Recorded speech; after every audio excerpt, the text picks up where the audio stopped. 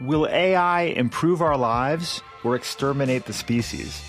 What would it take to abolish poverty? Are you eating enough fermented foods? These are some of the questions we've tackled recently on The Next Big Idea. I'm Rufus Griscom, and every week I sit down with the world's leading thinkers for in-depth conversations that will help you live, work, and play smarter. Follow The Next Big Idea wherever you get your podcasts. From LinkedIn News, I'm Jessie Hempel, host of the Hello Monday podcast. Start your week with the Hello Monday podcast. We'll navigate career pivots. We'll learn where happiness fits in. Listen to Hello Monday with me, Jessie Hempel, on the LinkedIn Podcast Network or wherever you get your podcasts. Hello, my friend, and welcome to another episode of Negotiate Anything. Thanks for spending time with us today. It's listeners like you in 181 different countries that have made Negotiate Anything the most popular negotiation and conflict resolution podcast in the world. I'm your host, Kwame Christian. I'm a business lawyer, mediator, professor, and the director of the American Negotiation Institute. Before we get started, I have two quick questions for you. Is negotiation a critical part of what you do? Do you need to resolve conflict and persuade at work? If you answered yes to both of those questions, visit our website to learn more about our negotiation workshops. We've traveled the country working with professionals just like you, and we'd love to have the opportunity to work with you too. Check out the link in the description to learn more. Kim, thanks for joining us today. Thank you so much for having me. I am so excited to be here. We are excited to have you. We connected on LinkedIn, and now we are connecting here. I knew the listeners would get a lot out of this, so we're very, very excited to have you here too. So, thank you. I love sharing as much sales and sales insight as I possibly can.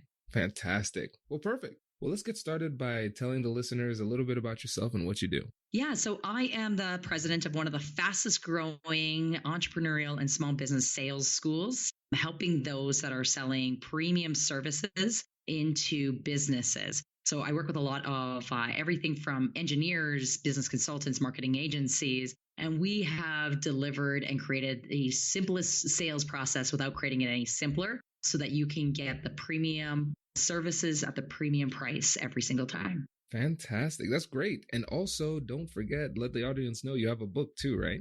I do. Yeah. So on top of, just owning my own company, I do deliver a lot of different content, everything from videos as well as written. And my latest book, Sell More Faster, is available right now, which has really taken the highlights of everything we teach in our 10-week program and downloaded it into a book format. Because when I was creating my company, I wanted there to be an opportunity for people that may not be formal students of our program to still feel like they are students of what we're doing. And so I'm always happy to have that available. And everything that we're going to be talking about today is written in that book. Fantastic. Perfect. Yes. So audience, make sure you pick that up when you get a chance. And yeah, today, very excited about this. We are going to talk about three really important topics when it comes to sales and sales negotiations. And the first one is red flags for a bad deal. So how do we know whether or not this is a good deal for us to pursue? How to assume an authoritative power position. And then lastly, having those negotiations over budget. I know for people in sales, that is one of the most frustrating parts of the process. So we're definitely going to spend some time digging in there. So how about we just start off with identifying whether or not it's a good deal? Can you tell us a bit more about that? Yeah. So, when I was in sales, I did 10 years of corporate sales for Xerox and American Express. And at the end of the day, we lived in this, kill and eat type of mentality, right? You were always going after whatever was showing up. And as even entrepreneurs, sometimes we often filter out whether a client is a good prospect or not as, well, do they have a credit card and a pulse? And that sounds like a really good idea.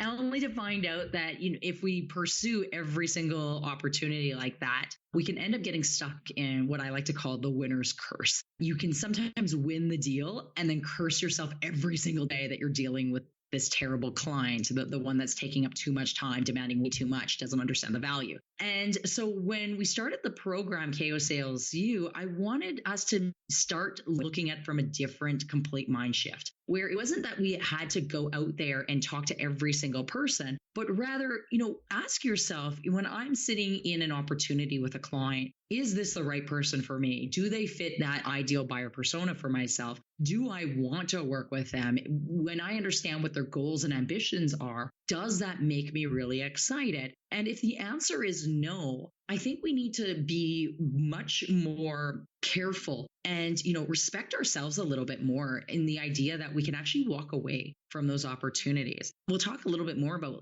whether they have the budget and, and other types of lead qualification aspects of this. But when we start to understand that, we don't need to say yes to everybody that has that credit card and the pulse, we can actually hold ourselves as a higher ground. And ultimately, it will allow our prospects to want us even more. I love this point. It's a fantastic point, because a lot of times when we are in those types of conversations, when we have the opportunity to close a deal, we feel almost obligated to do so. And I whenever I'm working with people, I talk about the fact that negotiation isn't the art of deal making, it's the art of deal discovery, coming together with the other side to figure out whether or not a deal even exists. And I really like the point that you made about determining whether or not it's a good fit by your level of excitement. Can you tell us a little bit more about that? Yeah. So, when we're going and getting to that lead qualification side, even determining if it's the right deal, old school sales was really focused on, well, what's your client's challenge? What's their problem? And can you solve that problem? And this is really stemmed from, Challenger really owned the space in this, the Challenger sales model, which was, find out what the client's problem is, put a Band-Aid on that problem, and, it's all fixed. And so one of the things that we would say when I was working in corporate sales, this was an iconic question that we would ask is, Mr. or Mrs. Customer, what is keeping you up at night? And we would use that as the forefront of starting the conversation. Now, here's the reality is that, in today's day and age, Dr. Google and WebMD have solved every problem for everyone that has ever existed. There are no problems for our clients anymore. And anything that they feel that they have, they just go to Google search and they find, the top 4 vendors that can, appease them. Or they're wiki-howing the solution and they find out that the solution is just way too difficult. They're like, well, maybe it's not that much of a problem anymore. We don't want to be Band-Aid solutions at the end of the day, right? We're not looking for the bleeding wound so we can throw a Band-Aid on it, but rather we want to help our clients achieve more. We want to be the catalyst and the opportunities as, partners in a lifetime of discovery. What more do you want to achieve, Mr. or Mr. Customer, right? What are your goals? What are your aspirations? And how do you align with them? And it's so important to understand what those big picture goals are, because number one, if the deal goes south, right, hopefully their goals haven't dramatically changed. And you can always go back to that point and continue to recreate a good solution. The other thing behind this is that most people aren't looking for, unless they're in a seriously painful solution, which actually might be a red flag on the deals that we actually walk away from altogether. But when people are looking for romantic relationships and romantic partners, we don't choose the person that we're going to walk down the aisle with because they just solve us the pain of being single. Like, boo hoo hoo, I'm so sad, I'm so lonely, I'm so single, right? I'm just going to find somebody that's going to solve that pain. But rather we marry the person that is going to help us achieve our goals and our aspirations better, faster, with more fun and excitement than anyone else. I want to develop my career. I want to go traveling. I want to, start a family. And we're going to find somebody that aligns with that. And our clients are no different than that. We need to start looking at this, not that we're going to be marrying every single client, but at the end of the day, if you want your clients to be lifetime partners with you, why don't we start looking at how we can help them achieve more, not just, can we solve quick pain all the way through? This is brilliant. I think that's a really great approach, because you're right. A lot of times we do focus on those pain points. How can I solve that pain? And I think when it comes to the human desire, we are more focused on getting toward comfort. So that might be a quicker way to get that sale. But it doesn't really help us determine whether or not it's a good sale, because like you said, we're talking about long-term solutions, because once that pain is gone, you might not be the best fit at that point. Is that what I'm hearing? Oh, absolutely. I mean, when you are goal and ambition and aspirational oriented, I mean, there's always something more the clients can use with you, or they have the opportunity, like, listen, Kwame helped me get from here to here, right? Because of what he did. I mean, my business has grown 20%. I mean, we're more profitable than we ever have been, dot, dot, dot. Whereas, if you're just being pain oriented, what's the challenge? What's the pain? What are you suffering from? It's like, well, I went with them because my website sucked and now it doesn't suck nearly as much anymore. And you're like, well, that's fantastic. Like, what more can we do for you? We want our clients to get to a point where they would stand on a mountaintop and sing our praises. And we only do that for the partners and the vendors that we work with because we have helped us achieve that much more. We've moved ourselves, we've punched through ceilings, and we are so much greater than we were before. So we need to have those bigger conversations with clients so that we can help align with what they will get after they are finished working with us, not just what will they get once we're done. It's what do they achieve so much further beyond that timeline. Hi, this is Katherine Kanapke. I'm the Chief Operating Officer at the American Negotiation Institute, and we have some exciting news for you. Our new online course will be launching on January 13th, 2020. Over the past few years, we've traveled the country teaching professionals in procurement, sourcing, and sales the keys to effective negotiation. We've taken all of the lessons from those workshops and put it into this powerful course. This course will provide you and your team with a powerful set of strategic tools that you can use to get the best deal for your company. At the end of the program, you'll have more confidence, more skills, and we'll get better deals in the process. Remember, class starts January 13th, 2020. We hope to see you there. Check out the website to learn more. And now, back to the show. Brace the rudders! Raise the sails! Raise the sails! Captain, an unidentified ship is approaching. Over. Roger. Wait, is that an enterprise sales solution? Reach sales professionals, not professional sailors. With LinkedIn ads, you can target the right people by industry, job title, and more. We'll even give you a $100 credit on your next campaign. Get started today at linkedin.com/marketer. Terms and conditions apply. Oh, this is brilliant. And for the listeners out there, I want to make sure that you're seeing these couple of major points, because Kim, it sounds like what you're saying is before we even get into the mode of persuasion, we're stepping into the mode of curiosity and we're learning more about the client, not in a way to aggressively persuade them in the future, but with genuine curiosity to figure out what it is that they want and need beyond the immediate need in order for you to create longer, deeper, lasting relationships that creates more value for everyone involved. Absolutely. I mean, some of the best skills you could ever have as a salesperson, as a business owner, as somebody just in business development is just being genuinely curious. I mean, there's a reason why, you gain so much in your first year working as a salesperson. It's not because you're more skilled than anyone else. It's because you don't know. And so you just ask a lot of questions. This is the other thing that a lot of people that will come to me and say, well, I'm an introvert, right? I'm introverted, or I can't sell because I don't want to be in those rooms. I can't be pushy. And I'm like, good. I'm like, you shouldn't be, because all you really need to do is you need to ask better questions. Continue to ask them. And what does that mean? And why is that important? And when you achieve that, Mr. and Mrs. Customer, right? How will that make you feel? Because at the end of the day, I mean, Maya Angelou said this all the time, right? She said, people will forget what you said and they'll forget what you did, but they'll never forget how you felt. And so we want to make sure we understand how a client will feel once they've achieved that level of success, and making sure that every meeting that we're with them, we leave them feeling greater than where they were when they started. I love it. No, this is beautiful. I think this is a great place to start. And then now when we shift from gathering this information, let's say we have these conversations, we start to build that relationship and we are learning more about what they want and need and their vision for the future. When we move into the next thing we're going to talk about, approaching it from the authoritative power position, what do you mean by that? Throughout the entire process with our clients, I mean, we need to be standing, shoulder to shoulder with them. And it's not enough to get there and, because we've seen the solution, we're running to the very end of the marathon. and saying, hey, we're all the way over here. When you make it over here, customer, we'll be here waiting for you. Here's a proposal. We'll see you at the end.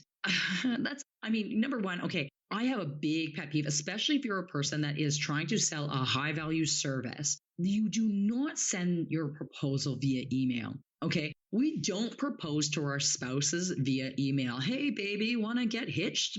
Send, right? So at the end of the day, if we're going ahead and we're sending our proposals via email, this is the most important meeting that you could ever have with a client. And yet somehow we have relegated the most important moment that we could ever have with a client to the lowest form of communication, which is email. You send somebody an email and a proposal. Where's the first place they go to? The pricing page, right? Okay, well, I understand this journey that we've gone on, and I'm just going to go right to the price, right? The person's opening up the proposal email and she's checking out the JPEG of the ring. I'm like, wow, I don't know if it's really that big. I don't know if I should say yes or not, right? This isn't what it's about. And yet it's not that, when we get to the proposal stage that we need to take this power position, but rather, the difference between assertiveness, right? Just taking ownership versus, control. It's a very finite, very nuanced. We still want this to be a collaborative process. We still want to be able to go with our client and be like, this is where you are going to be. And this is how bad life will suck if nothing changes. This is where you said you want to be. And this is what the difference is going to be. And this is what it's going to look like working with us together. And here's the timeline. This is when we want to be finished. This is what's going to happen after we're no longer working together. These were the projects that you have on the go and all the reasons why that need to be finished, which through the magic of sales means that we need to be starting this project today or within 2 weeks of today, because then everything else falls behind. So it's so important, but it's not that we're ever taking control. It's just that we're helping to guide. We're being a tour guide on this conversation with our client versus somebody that's at the very end.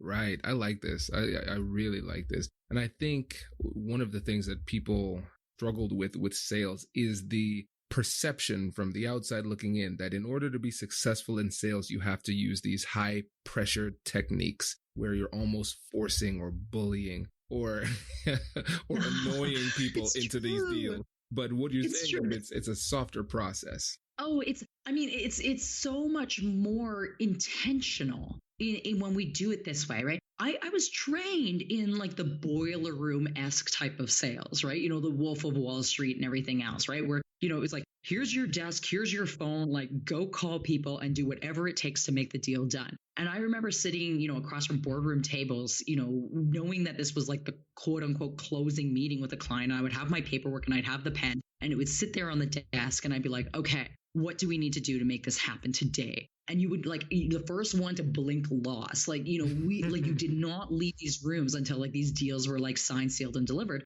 And yet, I would come back and it was always really exciting to get the deal. But what was even more exciting was when somebody would shake your hand and be like, you know what, thank you. Thank you for doing this with us. Thank you so much for all the time you took to really understand us. And that was when I realized that it wasn't about the deal. It was about the relationship. And when we look at it like this and we ask ourselves, okay, what else do I need to find out about the client?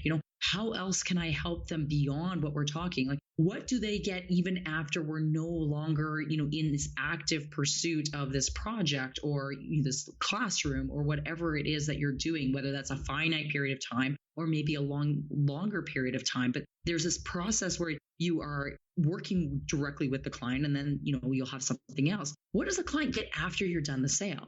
And if you can't articulate that before you get to the proposal, you haven't even done yourself a service, nor the client. And this goes into, when we get into return on investment and everything else. But this is up to you to ask the questions and find out the truth from your client, not be the bearer of all news and tell your client exactly what they need to hear. Because anything you tell anyone is up for skepticism, right? Well, that happens under those particular conditions, under that particular economic status, when those companies are that big. But I'm unique and I'm different and that's not me. Whereas when we turn it around and we ask our clients for their truth and they tell us, we arm ourselves with so much more information that ultimately we can help them. And they know the value of this relationship going forward.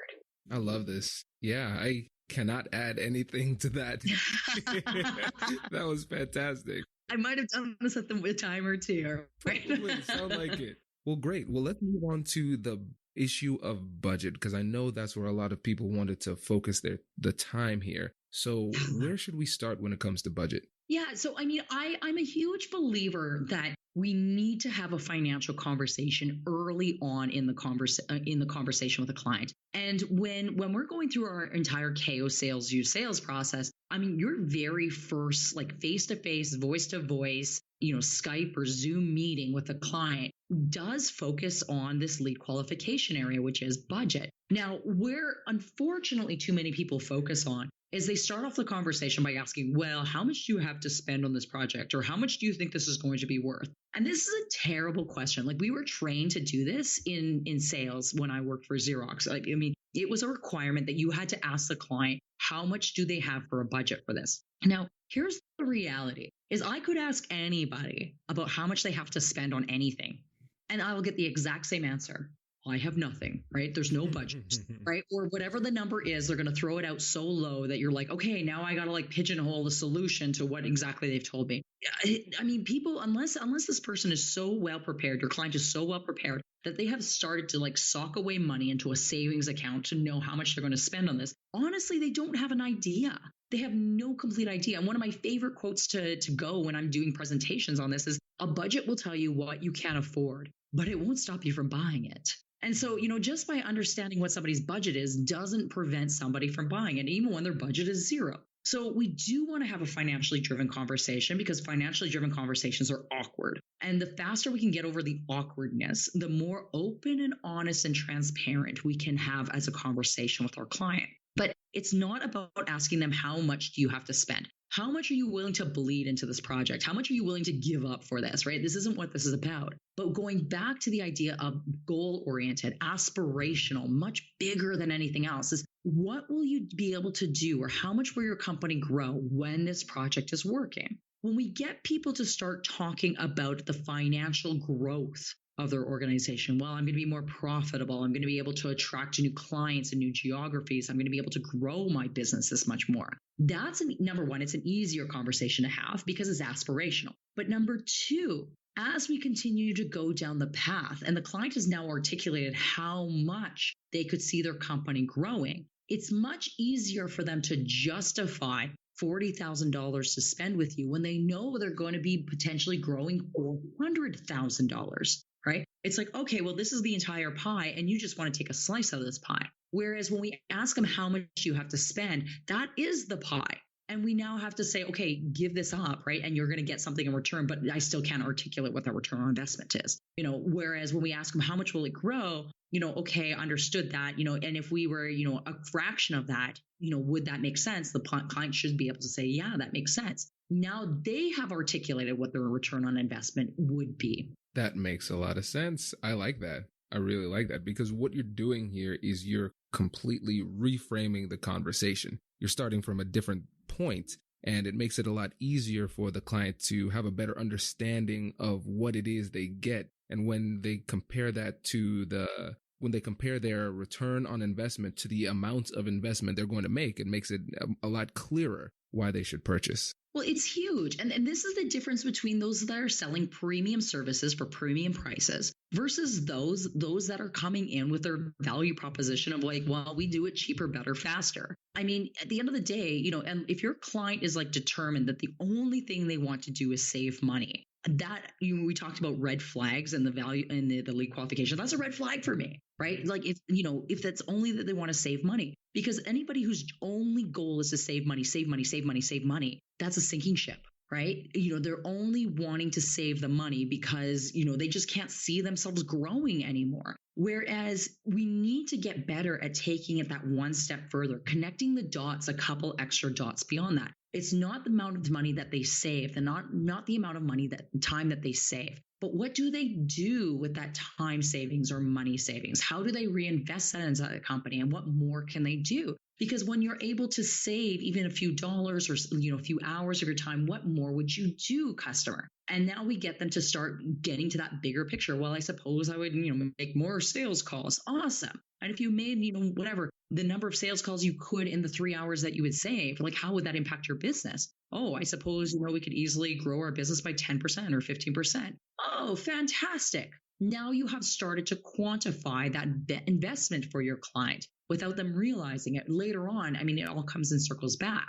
But now they understand what the value of time savings or money savings ultimately will be to their business, not just this arbitrary number that we've thrown out. And see, this is brilliant because this loops into the first point, because what we're doing in this process is essentially we're asking questions that leads them to create your anchor for you, right, in their minds. And so again, it's building up this bigger number that you can compare. So it's using the contrasting principle to make what you're saying a lot more palatable, but you're not forcing them into doing it. You're not bullying them or putting these numbers on them. You're asking questions and they're generating it themselves, which makes it a lot more powerful. It's so powerful. And at the end of the day, we want our clients to be dreamers, right? The reality is when we're creating this entire sales conversation, we need to know where they will be and the consequences of them staying status quo for another day. And we will ask them those questions because the unfortunate reality is almost every single person and every single company is somehow only one paycheck away from being completely bankrupt and destitute, or like one paycheck away from being like the biggest company that they've ever imagined, right? Or being a millionaire or whatever else it is. And so we want them to understand that. But when we help them to build the dream, right? What can you do? And then what can you do? And what can you do? We want to work with those that will allow us the space to dream and will allow us to feel that much closer to it. And it no longer becomes the pain of what are the consequences that you're feeling? How do we solve that consequences? But what is the dream that you can possibly tangibly see, realistically be able to achieve? And then we take away that dream. And that becomes really painful for a client because now that I've imagined, I bought my lotto ticket and I've imagined myself, buying a yacht and sailing through the South Pacific. And I have we have sat there and we've talked about exactly how we're going to do this and what that plan is going to be. And now you're like, okay, but I'm going to take that away. You're like, no, I need to have that. Now I must act on that. Now that sense of urgency comes into play because now I have articulated it for companies.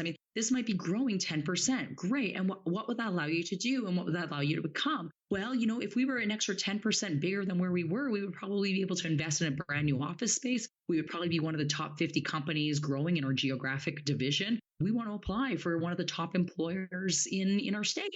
Well, fantastic, right? And now that we've articulated that and you're like, okay, and if you don't change, how close will you be to that? And we won't be. Okay. It's like, okay, well, let's get you back to that dream. Let's get you back to where you are because that's where you deserve to be. And it's more fun that way.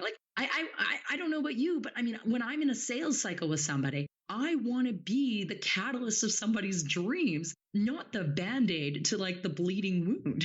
Yeah, that makes a lot of sense. Listeners, I don't know if you can tell, but I think Kim has done this successfully a few times. I don't know. I'm getting that vibe, Kim. Just a few times. I do a lot of public speaking and everything. I'm also really well known for analogies. And I love, because when you break it into analogies, whether it's the relationships or sometimes, people ask me, well, sometimes I sell too much of the how, the client never buys. And I said, well, there's a difference between, selling the cake and providing them a recipe book, right? If you provide them the recipe book the entire time, you're focusing too much on the how. People are just going to say, well, okay, well, now that I know how to do it, I'm going to go try the recipe on myself, right? Versus just buying the cake. The biggest thing that we just need to know throughout the entire process is the difference between the sale. One of my favorite analogies is the difference between the transportation versus the destination. And we need our clients to understand where they will be afterwards. When Delta goes ahead and sells you a vacation, number one, they focus you on, Columbus, not in June or July, right? When it's beautiful out. They focus it on you in the middle of February, right? Where you're like, holy smack, like it is cold. I need to be out of here as quickly as possible. Like I can't spend one more day here. And then in the very next scene that they show you, I mean, it's, the beaches of Cancun or somewhere in the Caribbean, right? Maybe you're in, Puerto Rico or something, right? But it's stunning and it's beautiful. And there's like the white sands and the ocean breeze and everything. And yet when you think about that and you're like, okay, but what does Delta actually sell? And almost every single time I get people to tell me, oh, well, they sell, dreams and experiences and happiness and everything. And I said, no. I said, what Delta literally sells you is a rental seat on a plane, right? Like they don't even sell you the seat. They actually rent it to you for like 6 hours. And I'm like, but here's the thing is they focus you on the sale after the sell. The reason why you endure TSA and airline travel and, being cattle prodded onto like, a plane and everything is because of where you're going to be the moment you get off that plane. Right? That's what we're buying. And yet so many people, any service providers, any product providers, we focus too much on what we sell and not what your client experiences after they're finished with that experience. Right. No, that makes a lot of sense. And that's, first of all, again, brilliant analogy there. That's fantastic. And second of all, now I've traveled a lot for the workshops I do. And so now every time I'm going to be on a plane, I'm going to be thinking I'm renting this seat. And as I'm getting on the plane, I'm going to be thinking about cattle prods. So I appreciate that. Yeah, you feel like you're like so stuck in there. You're like, oh my goodness, I just want to get off this. Like this is terrible, right? We endure a lot, right? And it's it's the beach, right? What's your client's beach, right? What does that dream look like? I love it. Well, perfect. This has been fantastic.